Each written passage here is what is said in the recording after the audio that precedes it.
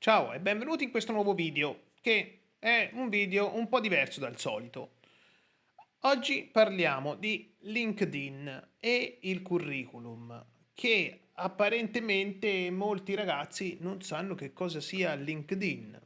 Quindi io proporrei di andare a vedere un attimo questo LinkedIn.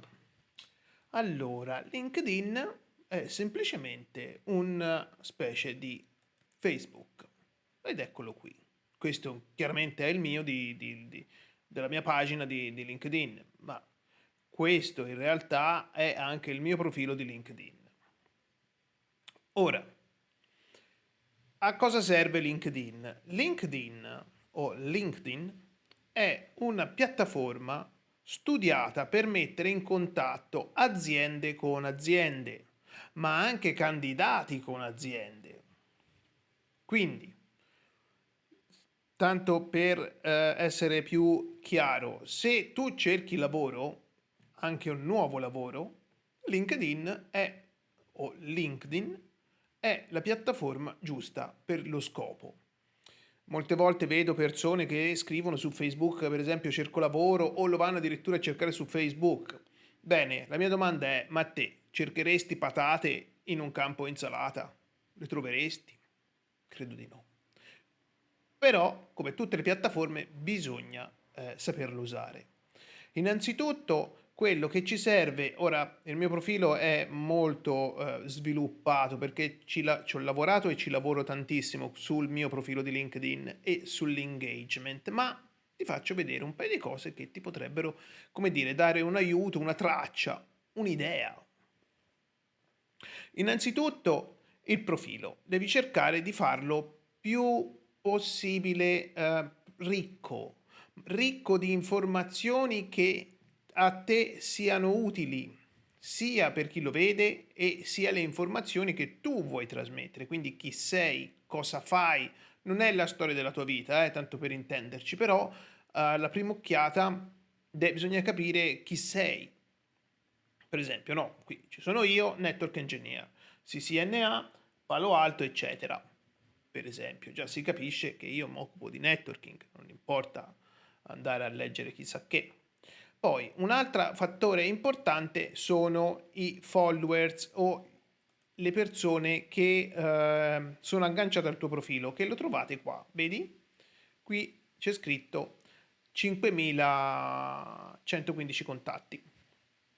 Dopodiché abbiamo il profilo vero e proprio. Ora, qui nel mio ci sono le attività recenti, quindi se scusatemi, una persona interessata al mio profilo va nelle attività recenti e dice che cosa fa questo Valerio. Questo Valerio, vabbè, nel mio caso, non è chiaramente ogni caso è diverso e non è detto che sia il tuo, ha un blog dove posta alcune cose, alcuni post. Poi ha anche un canale YouTube, che in questo caso questo è un video, dove crea dei contenuti video, ad esempio questo che stai guardando. E va bene, complimenti. Però poi se io vado a cercare chi è questo Valerio, ora il mio è scritto in inglese e qui c'è un about, quindi quello che mi riguarda, e c'è scritto, poi insomma chi vuole se lo va a leggere anche perché è diversa roba. Comunque c'è scritto in breve un overview di chi sono, che cosa ho fatto, se ho fatto risparmiare dei soldi a un'azienda oppure del tempo, se ho migliorato un qualcosa rispetto a prima, insomma una piccola overview. Poi chiaramente ci sono tutte le mie esperienze professionali, che sono abbastanza, ma non ti scoraggiare a vedere questa lista perché magari un ragazzo giovane dice sì vabbè va, così è facile, c'è tante esperienze, ce le scrivi. Sì, però magari te che guardi il video hai 20 anni e io ne ho un po' di più, quindi chiaramente è tutto rapportato nelle cose, no? Poi qui i miei skills che per esempio 50 skills, no? Active Directory, VMware, troubleshooting, TCP/IP, network engineer, network administrator, network security, security, firewall, eccetera. questo li puoi aggiungere anche te. Poi le raccomandazioni. Le persone con cui ho lavorato ho chiesto di di dedicare un pensiero al nostro percorso lavorativo che abbiamo svolto insieme e ti lasciano una review. Poi, vabbè, le varie certificazioni, la lingua inglese-italiano. Tutto bello.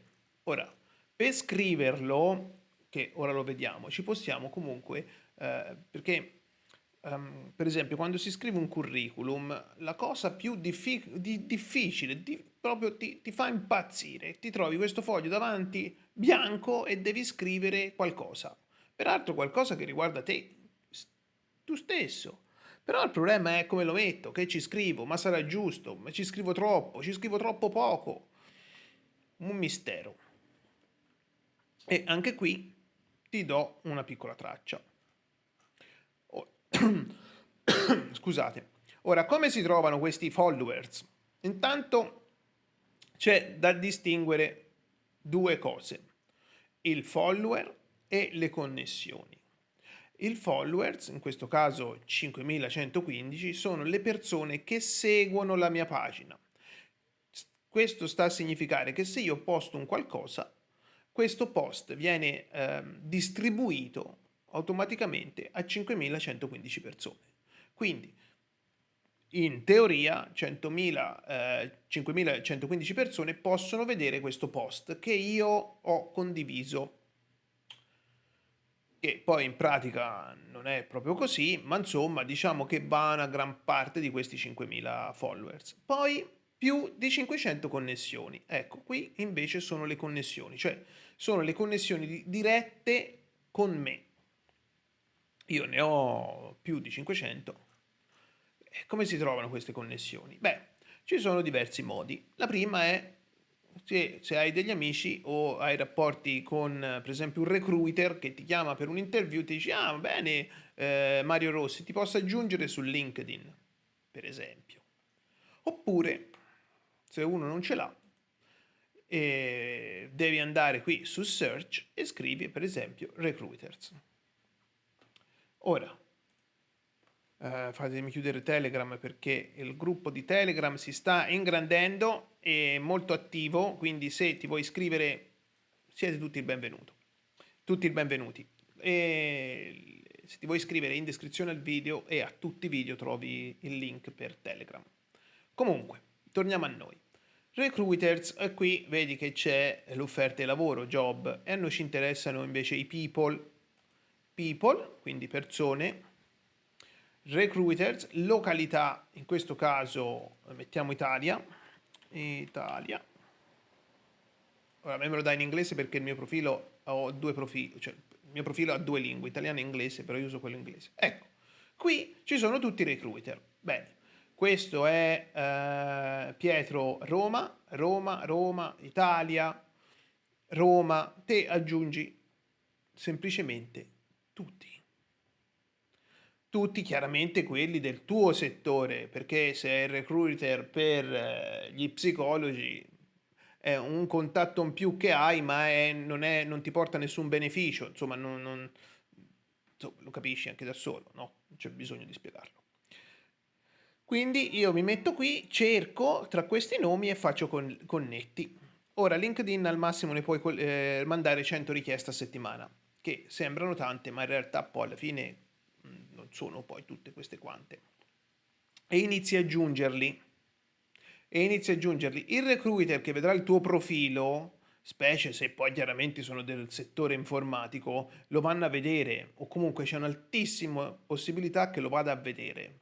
Quindi crei engagement, perché il nostro obiettivo su LinkedIn è mostrare e vendere se stessi, perché il prodotto sei tu, sono io, per esempio, no? Io che faccio i video qui su YouTube che ti spiego questa cosa, mi sto vendendo per spiegarti questa cosa, no? Quindi devo fare del mio meglio perché il video sia, come dire, piacevole a vedersi, che abbia un audio buono, un video con una risoluzione adeguata, devo ovviamente editarlo, devo aggiungerci magari una cosetta in più che possono essere i sottotitoli, per esempio, no? Quindi te li aggiungi. Poi, una volta che li hai aggiunti, il tuo lavoro non è finito qui, perché cercare un lavoro è un lavoro vero e proprio, è un lavoro, cioè lo devi fare con lo spirito della persona che ci crede, perché se ovviamente non credi in quello che fai, insomma, è inutile che lo fai, e soprattutto è un lavoro, quindi va preso seriamente. Poi, come fai a creare engagement? Come fai a creare interesse se sei junior? Come faccio io, azienda, a capire che tu sei quello che ha quel qualcosina di diverso, quella piccola marcia in più che fa la differenza? Come fai? Io ti suggerisco, io l'ho fatto per diverso tempo, veramente lo faccio anche ora, ma insomma, l'ho fatto e lo faccio, ehm, creando engagement. Per esempio, suscitando curiosità su chi sei, no? Che cosa fa questo Valerio? Questo Valerio, tanto lasciamo stare per un attimo l'esperienza e tutte queste cose, lasciamole un attimo perdere, non le calcoliamo per adesso, perché chiaramente se uno ha esperienza è già più facile.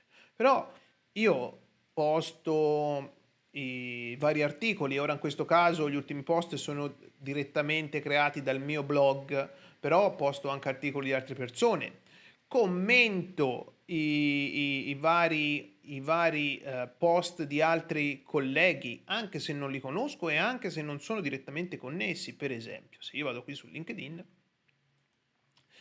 chiaramente io prima ti ho fatto vedere Recruiter, ma tu, se io vado qua, per esempio, My Network, qua su in alto, vedi che ora mi appare un sacco di cose. Quindi, per esempio, questo è Specialist IT Talent, è un recruiter. Recruiter, poi se scorro apparirà Network Engineer, programmatore, vedi, Network Engineer per esempio, e io mi ci collego.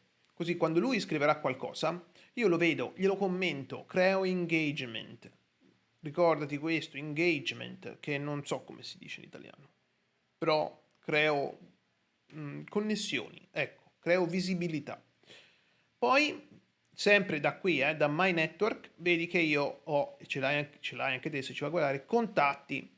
Questi contatti in realtà non è altro che, perché LinkedIn se li prende dalle mail, tutte le mail che te hai mandato fino adesso, no? E quindi se queste mail, per esempio Matthew qui, è tra le email che io ho mai mandato per un lavoro, per esempio, allora questo ora è il mio contatto diretto.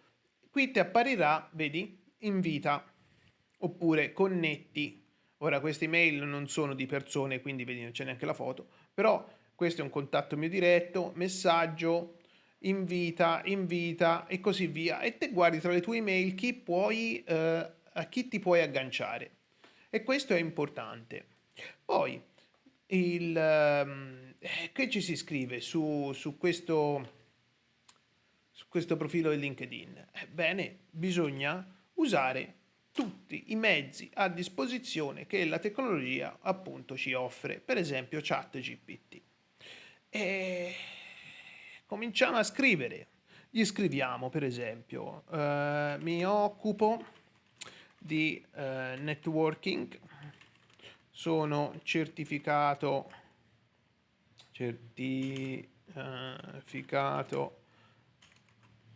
Cisco CCNA e Palo Alto PCNSA. Ehm,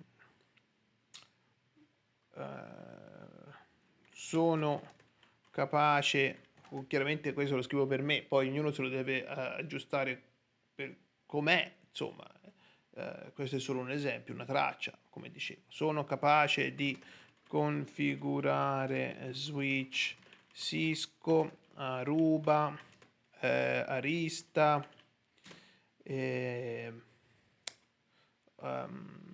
conoscenza del protocollo BGP,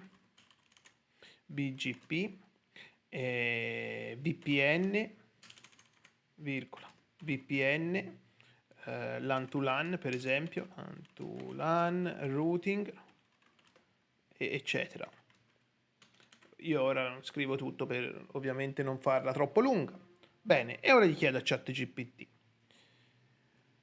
puoi scrivere un testo per LinkedIn con le informazioni sopra? E vediamo che ci tira fuori. Certo, ecco un possibile testo, dice un possibile. Poi chiaramente non devi solo fare un copia e incolla, insomma te lo devi un po' adattare. Ti fai un giro sugli altri profili, vedi com'è, te lo adatti. Ed eccolo qui. Sono un appassionato di networking e ho dedicato anni di studio e lavoro per diventare un professionista altamente qualificato in questo campo. La mia esperienza e le mie certificazioni parlano da sole. Ora, per qualche strana ragione, chi ha per esempio la CCNA, se è stata fatta con del criterio, con dello studio, ha studiato i firewall, insomma si è impegnato, non è che è meno di un'altra certificazione, quindi non va disprezzata, ma va esaltata. Cisco CCNA, ho acquisito una solida conoscenza delle tecnologie di networking Cisco e sono in grado di configurare switch Cisco in modo efficiente ed efficace. Palo Alto PC NSA, sono certificato Palo Alto, dimostrando la mia competenza nella sicurezza dei firewall e nelle soluzioni di rete avanzata. Competenze tecniche. Configurazione di switch Cisco, Aruba, Arista, ho esperienza nella configurazione e nell'ottimizzazione di switch di diverse marche, garantendo prestazioni ottimali alle reti. Poi, protocollo BGP, ho una solida comprensione del protocollo BGP. Ora qui, chiaramente, se non è una solida comprensione, dirai che hai una comprensione del protocollo BGP. Poi, insomma, ti ripeto, lo devi adattare. Questa è un'idea, una traccia. Infatti, ChatGPT ti dice un possibile testo. Poi te che fai? Te copi, lo modifichi, lo copi e te lo vai a incollare qua. Dove è andato? Qua. Te lo vai a incollare qui. Su About. Poi, se non lavori, non ci metti niente. Perché, chiaramente, magari hai studiato la CCNA e ti sei certificato 2 mesi fa. Magari a 20 anni. O comunque neanche 30 o 40, e dipende da quanto tempo è che ti sei certificato. Se ti sei certificato da 10 anni, chiaramente uno si aspetta che abbia una carriera o abbia avuto una carriera e quindi ha un curriculum, però chiaramente se sei alle prime esperienze, ragazzi, tutti si comincia da zero, dal primo passo, tutti si comincia dal primo passo, sempre. Quindi intanto ti presenti comunque con un testo, un formato che ti esalta, capisci? Ti vendi, non è che dici, sai, ho la CCNA, l'ho fatta, sa configurare questo, sì, però non so mai usare termini negativi, se non sai qualcosa semplicemente non lo dici. Semplicemente, sempre parlare di quello che sai, sempre, soprattutto all'interview, sempre. Non so, non lo faccio, non lo vedo, mi sta antipatico. Tutto quel che è negativo va rimosso. All'interview qualcuno, io in primis lo facevo e sbagliando si tende a parlare di impulso, no? Quello ti fa una domanda e te gli rispondi subito. Sbagliato, quello ti fa una domanda, conta fino a 5 prima di rispondergli. Che dà anche l'impressione che sei una persona che riflette, che la cosa non è da poco. Poi vi vorrei fare notare un altro errore enorme. Ora, io qui scrivo su Google CV italiani e poi andiamo su immagini. Ora, questo tipo di formato va bene se si stiamo parlando della cena, io lo definisco così, ma se è il menù per la cena della festa dell'unità a Forrottoli. Ma professionalmente non va assolutamente bene e ora vi mostro tutti gli errori che ci sono. Ora, e magari voi molti non sarete d'accordo, perché specialmente i giovani sono, anch'io lo facevo, eh, come dire, tendono per il nuovo, ma a volte il nuovo non è tanto nuovo. Per esempio, prendiamo questa ragazza e vediamo subito un paio di cose. Andiamo a guardarla. Se mi dà il CV. Ecco, vedi, qui ti dice questo non va bene, mentre questo va bene. Assolutamente no. Non va proprio così. Ora aspetta che ho preso questa che non ti posso fare ingrandire la foto. Prendiamo lui che è sempre un fake. Aspetta. Aspetta, fammi vedere se ne trovo uno. L'avevo trovati, però.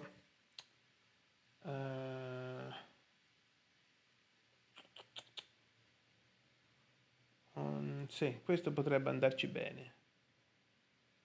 Questo potrebbe andarci bene. Allora, non so se si vedrà bene da YouTube, ma io te lo ingrandisco. Aspetta un po'.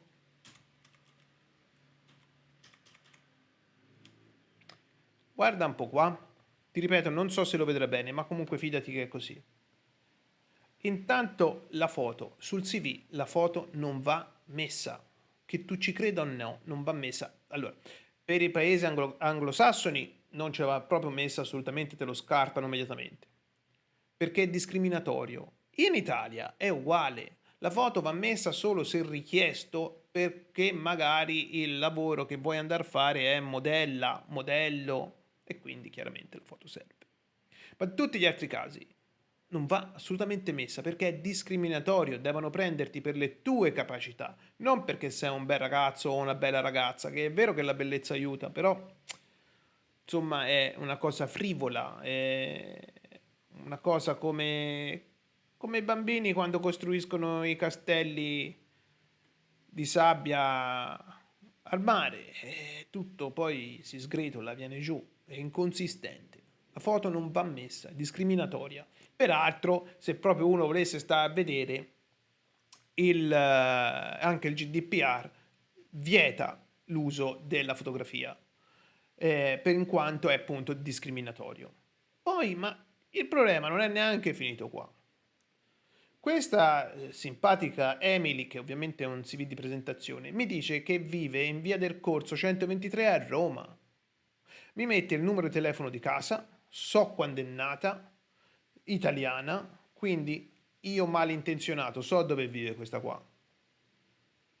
Attenzione, so dove vive. So quando è nata. Quindi io ho il nome e cognome, via, data di nascita. Posso fare un documento falso, una carta d'identità falsa per esempio. Posso crearla con questi dati. Quindi è anche rischioso, oltre che il fatto che non ci va messo, perché il GDPR, io ho studiato studiai nel 2016 a Londra come GDPO, quindi è General Protect Data Officer o un affare del genere, dove mi ricordo che durante lo studio c'era un esempio dell'albergo. Quando te vai in albergo è normale che quella del reception ti chiede quante notti ci vuoi rimanere.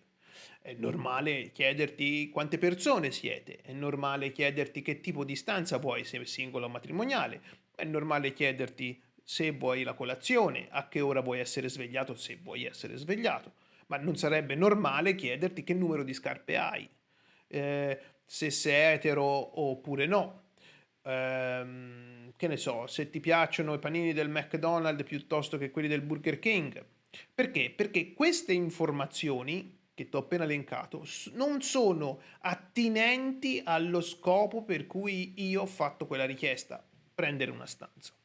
Quindi la via non è un elemento attinente a il mio CV.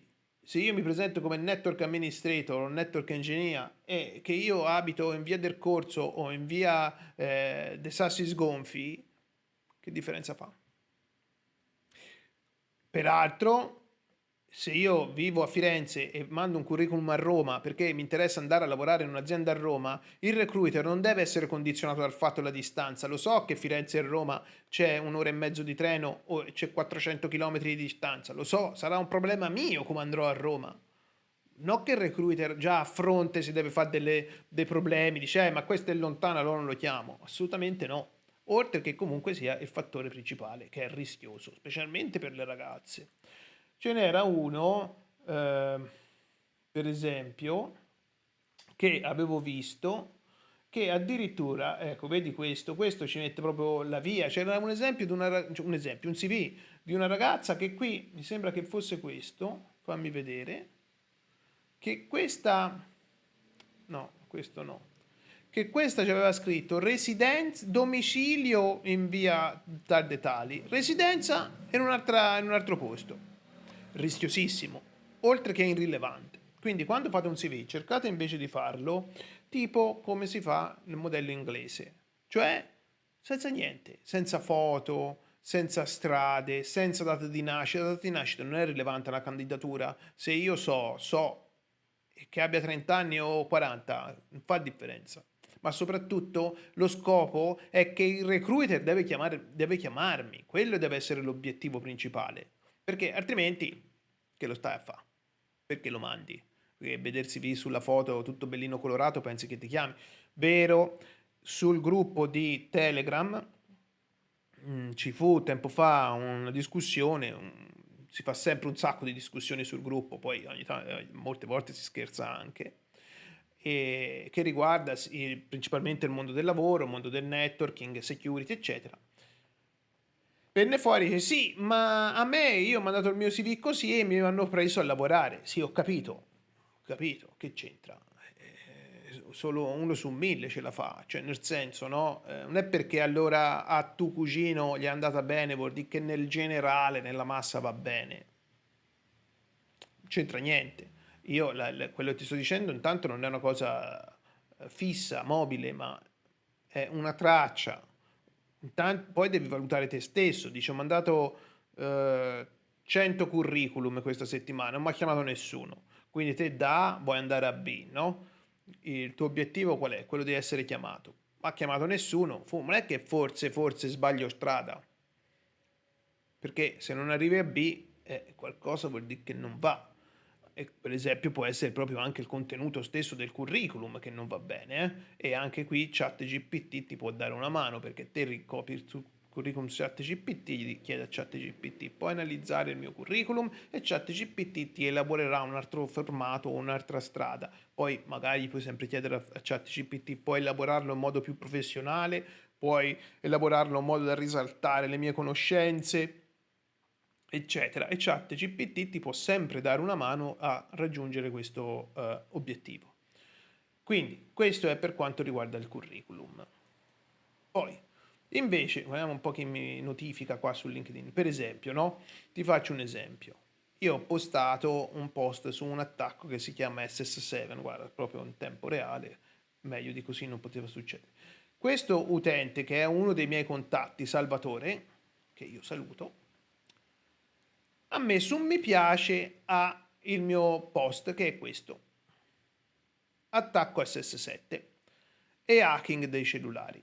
Perfetto. Allora, intanto io clicco qui e vedo che è un IT analyst. Perfetto. Sono contento. L'hanno visto 36 persone.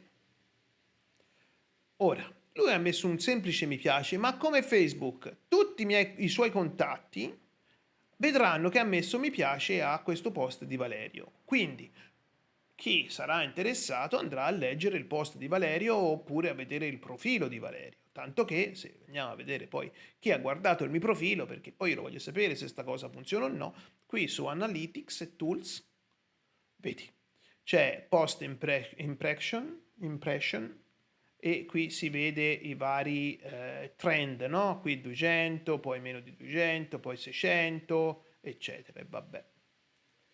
Poi si può vedere chi ha visto il mio profilo. La versione, quella non premium, ne puoi vedere 4 e 5, mi pare. Poi quella premium li vedi tutti, vabbè, comunque questo è un altro discorso. e vedi che c'è Emanuele che saluto che è sul gruppo di Telegram, Francesca, Jonathan è fantastico, infatti questo video è lui che mi ha chiesto di fare questo video. Poi c'è quest'altro che mi sembra che sia del Middle East, non sono sicuro. Poi un altro mio ex collega, eccetera. E questi sono quelli di oggi praticamente. Però poi se avessi la versione premium, vedi qui ti dice che qualcuno da Cisco Network Academy, un recruiter da Arch, che è un recruiter qui di Malta, Technical in Glass, Ceramic e Concrete, questo è un tecnico di questo tipo di industria, Information Security Specialist a Kindly, poi GCS Malta che è un altro recruiter, poi c'è questa, vedi, non mi fa vedere chi è, però mi dice l'azienda o comunque mi dice da dove proviene la visita, quindi è un indizio. Accenture, Infonet Solution SRL, per esempio, no? E qui te vedi tutti chi sono, questi sono gli ultimi. Poi uno da una salesperson a Palo Alto, per esempio, no? E qui ti fai un'idea di quanto il tuo profilo poi effettivamente funziona.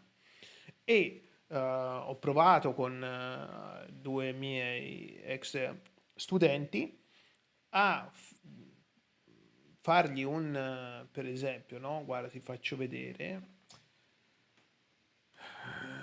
Lorenzo, che saluto. Ciao Lorenzo, bello. Sono contento che la tua carriera va bene. Per esempio, lui gli feci postare, vedi, ha preso l'ITIL, ok, certificazione. Guardiamo i post suoi che ha fatto questo Lorenzo. Ha preso questa certificazione da Google Cloud, fa tutto curriculum. Poi vedi, guarda, un anno fa, perché gli facevo fare laboratori, no? Ha fatto questo laboratorio con Pinet, certificazione Cisco, poi questo è un altro laboratorio che aveva fatto lui, poi a un certo punto, ah no, è tra i miei, io lo feci un video con lui e Fabio, dove li postai questo video sul mio profilo taggando loro. Quindi tutti i miei contatti, compresi i recruiter, dei miei contatti, videro il profilo di Lorenzo e Fabio e li contattarono peraltro nel giro di qualche giorno. E capisci la potenza di LinkedIn qual è? È questa. Quindi magari uno su LinkedIn deve, come dire, starci un po' dietro, eh? Non importa che posti in continuazione, però se posti un qualcosa che possa essere di tuo, per tuo beneficio, il mio consiglio è posta. Ecco, io, Jonathan, siccome questo video era una tua richiesta, spero di essere stato, come dire, più d'aiuto possibile. E ovviamente, se hai bisogno, come al solito, contattami su Telegram. E ciao e al prossimo.